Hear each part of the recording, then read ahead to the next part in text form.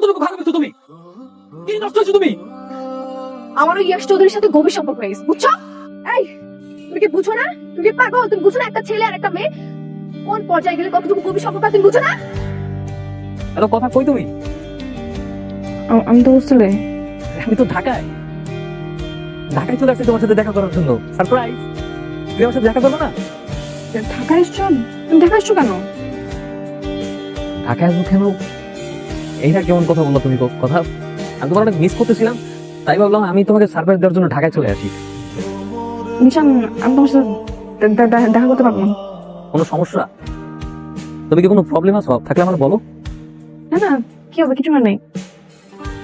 আচ্ছা ঠিক আছে, আমি তোমার সাথে কালকে দেখা করবো। হ্যাঁ, আচ্ছা ঠিক আছে ওকে, চলো গাড়িতে ওঠো। কোথায় যাবো?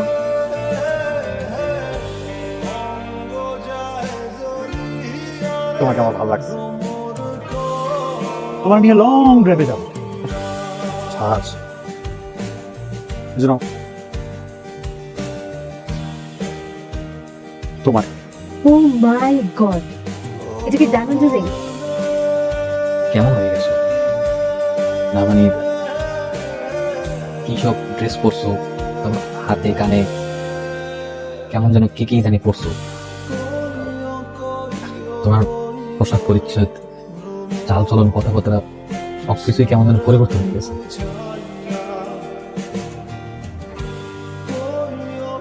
বুঝলাম, ধরো আর ধরো না, এটা আমার গুলশানের ফ্ল্যাটের চাবি। এরপর তোমার যদি আমি মেসে থাকতে দেখছি তাহলে কিন্তু ঠ্যাং ভেঙে দিই। তাহলে আমার ফ্ল্যাটে থাকবা, আর কিছু লাগলে আমরা জানাবা।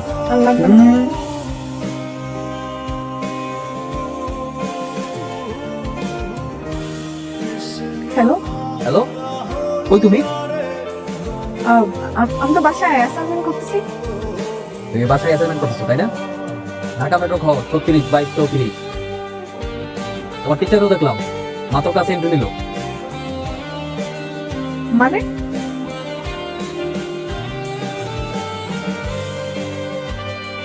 কি ব্যাপার? আমি বলছিলাম গ্রামে ফিরে যেতে, তুমি যাবে? গ্রামে গিয়ে কিছু দেখতে পারতাম। হ্যাঁ, ভালোই হয়েছে, তুমি দেখে ফেলছো।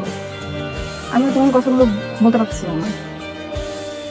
কথা প্লিজ, এমন কোনো কথা বলো না যেটা আমি সহ্য করতে পারবো না। রিকোয়েস্ট।